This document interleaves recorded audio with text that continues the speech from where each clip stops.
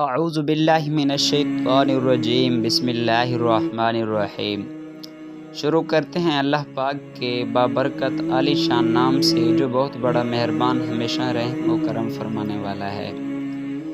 لوگ اس سے غافل ہیں۔ شعبان کا مہینہ ہے۔ جب مہینہ پاک یہ شعبان کا آتا ہے تو لوگ اس سے غافل کیوں ہو جاتے ہیں؟ حضرت سیدنا اسامہ بن زید فرماتے ہیں، میں نے عرض کی، یا رسول اللہ صلی اللہ علیہ وسلم، میں دیکھتا ہوں کہ جس طرح آپ صلی اللہ علیہ وسلم شعبان میں روزے رکھتے ہیں، اس طرح کسی بھی مہینے میں نہیں رکھتے۔ فرمایا، رجب اور رمضان کے بیچ میں یہ مہینہ ہے، لوگ اس سے غافل ہیں۔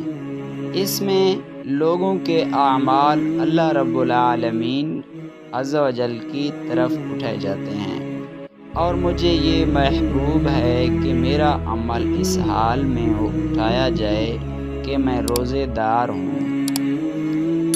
دیکھیے، ہم بھی اس طرح نیک اعمال کریں جس طرح ہمیں آپ صلی اللہ علیہ وسلم نے تعلیم فرمائی، آپ صلی اللہ علیہ وسلم نے جس طرح حکم دیا ہے۔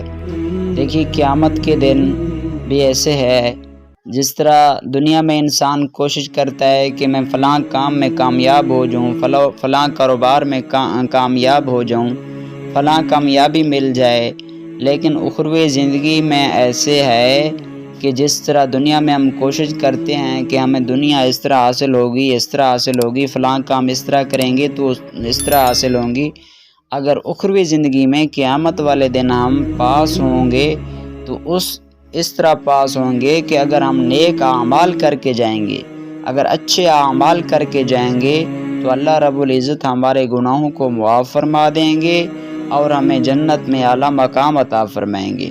اگر اللہ نہ کرے ہم دنیا میں گناہ کر کے جائیں گے، اپنی من چاہی زندگی گزار کر جائیں گے، تو کل قیامت والے دن اپنے رب کو کیا منہ دکھلائیں گے؟